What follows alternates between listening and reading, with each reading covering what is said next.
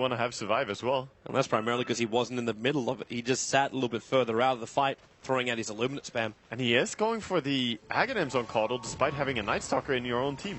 I really don't understand what they're trying to do. Unless his choice is a 4-staff, but no, you're right. No, it's an Ogre Club as well. Club. Yeah, okay. Yep, it almost feels like a contradiction of draft. It is an anti-combo. Let's call it that, Toby. Well, they're trying to push mid lane now, knowing that, well, actually the Sanking ulti wasn't even used, so okay. There's actually not that easy of a push mid. And they don't have any vision of that high ground either, so they could just assume that Yao is up there waiting for him. Meanwhile, on bottom lane, Mushy actually finding Sylar. The rocket is put down, and Mushy, he knows he can't do this. Ohio would have to walk straight past an entire creep wave to do it. Yeah, it's a question of who finds who. When you get the rocket on you, you know you're going to get stunned. Rocket Barrage could easily bring you down really low, despite being a Night Stalker. Maybe it's about to finish this tier 1 tower on top lane.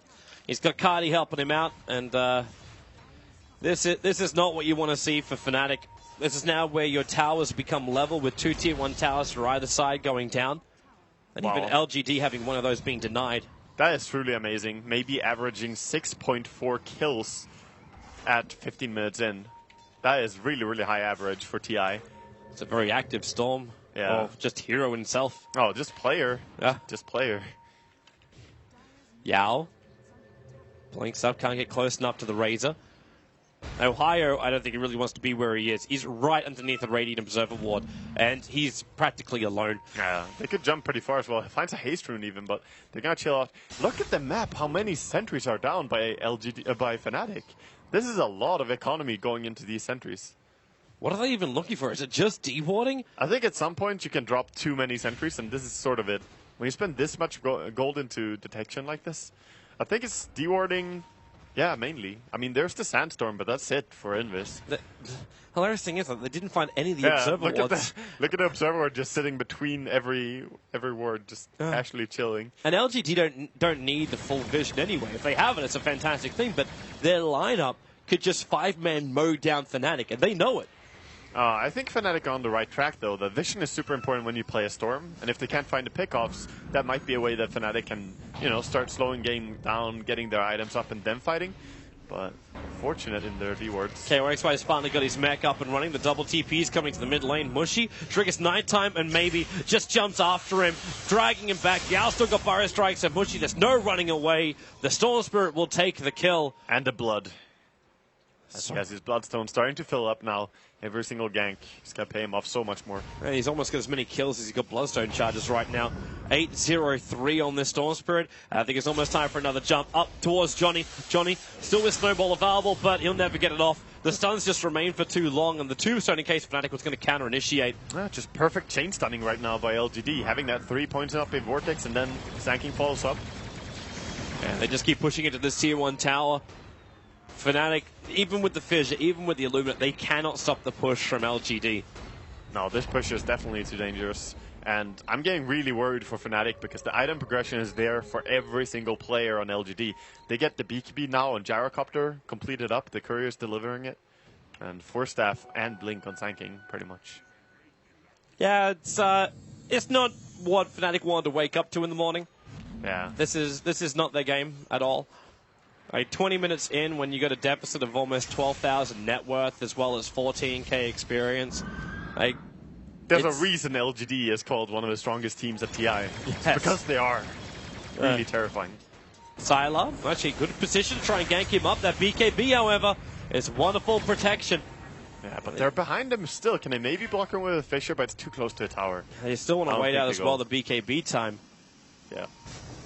Might not go for it. Smoke Gang now by Radiance. Yeah, they're coming up. They realize all the Fnatic were up inside their jungle and ganking up the top lane, so they try and loop around to the eastern part of the Dire jungle. And now their smoke will break, so they know exactly where Mushy is. Johnny is still right behind him and will need to shard to keep the rest of LGD out, but they just Burrow Strike over on Johnny, taking out the Sun. The silence will be there, but then again, you're getting such damage on a Mushy and Johnny at the side of the fight that MMY just going to go to town, punching him down. Fnatic, there's losing Mushy as well as maybe jumps around. The Burrow Strike back through too. This is a horrible fight. This could even be the first GG call when you actually don't even lose a tier 2 tower. I think they're going to keep trying, but they cannot find an opening for the... Oh, are they still going to kill the Shaker? Yeah, they found the Shaker as well, up in the trees. The Echo Slam from Ohio, looking for some kind of counter. Maybe we'll run in here. They control him. It's a full team wipe in favor of 15 LGD. charges. Okay, this Storm is snowballing harder than he ever could. Like, 15 charges at 21 minutes in, and they didn't even have to use the ulti. Like, Sanking still has his ulti. How are they winning these fights so hard? The controls can even be even better. This Courier's bringing out a Yule Scepter now. You can basically take player after player out of fights. 4-star Finn for Yao. Fnatic's got no answer to this. Yeah. Like, you can de-push all you want. You can take out the creep waves, but it's only going to take one creep to get anywhere near the Tier 3 tower, and LGD won't even back off. For now, they can actually secure Roshan or look to take out the remaining Tier 2 towers of Fnatic. Yeah, that's how it's looking. Fnatic need to rely heavily on Shaker. Ohio that has to do some carrying in this game, but in that last fight, he had the Echo ready and he was outside of the fight, but they just didn't stack up enough. He couldn't get the blink in. He only used the Echo when he was being picked off at the end there. It's looking grim, Toby. Yeah, I'm trying to remain positive at this point for Fnatic, but what they basically need is the rubber band to kick hard. They do. That's really all that's going to save them from this. They've got to catch out some core Fnatic players, LGD players, when they're just out of position. That's all that's really going to help them here. Yeah. And catching out anyone, because they've got such a huge advantage on every single player. They even have a Yule Scepter now on Storm, so even if you get the silence from Night Stalker, this is purely to counter that as well. He can just remove that. So this is getting harder and harder to say who's going to be the possible kill. You go on Sanking, he can Force Staff away. You go on Storm, he can Yule Scepter himself. You go on the BKB Jarrow, like all of them are difficult. Yeah.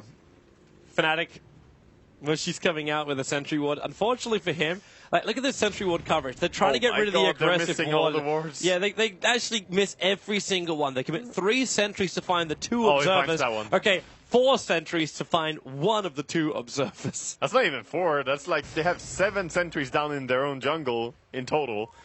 They're really spending a lot of money into that, and you can see it in the item progression. They're suffering. The top 4 net worth are LGD heroes. They're going to lose them all now. MMY is walking in here with a gem, so all of their counter vision doesn't count for squat. Yeah, they get to see how many sentries have been put down. Yeah, look at the ping actually. Well, yes, from one of our spectators. But bottom lane, so Fnatic, if you can't see LGD, just fight in an area where you believe that they will just move, like predict their movement. That's if they want to try and fight in this bottom lane. They leave 1 observer ward behind. I mean, they do have some intel, at least on Fnatic. They have their own deep wards, so they see the movement, but the problem is LG is infesting their side of the map right now, taking that over. Where else can you go? Like, as you said, like LGD, they're all over Fnatic's side of the map. You got to go to the Radiant side. Yep. It's the only option you got. Safest place is enemy base. And I'd love to say you could just do like we just go for Roshan to try and catch up on the farm. They're trying bottom. Yeah, Fisher in with the shards. They're not trying anything. This is a, hi, we're down here, so the rest of you guys TP and try and find kills on us. Johnny's TP takes a very long time.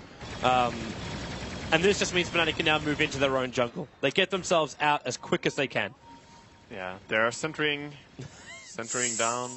How much money? This is when I kind of wish we had that quick buy. Like, how much money did you spend on wards during this game already? Yeah, Fnatic would have to be somewhere near like almost 1,000. I am actually baffled. I've never seen so many sentry wards bought by one team at 25 minutes. Like, actually ever. It is insane.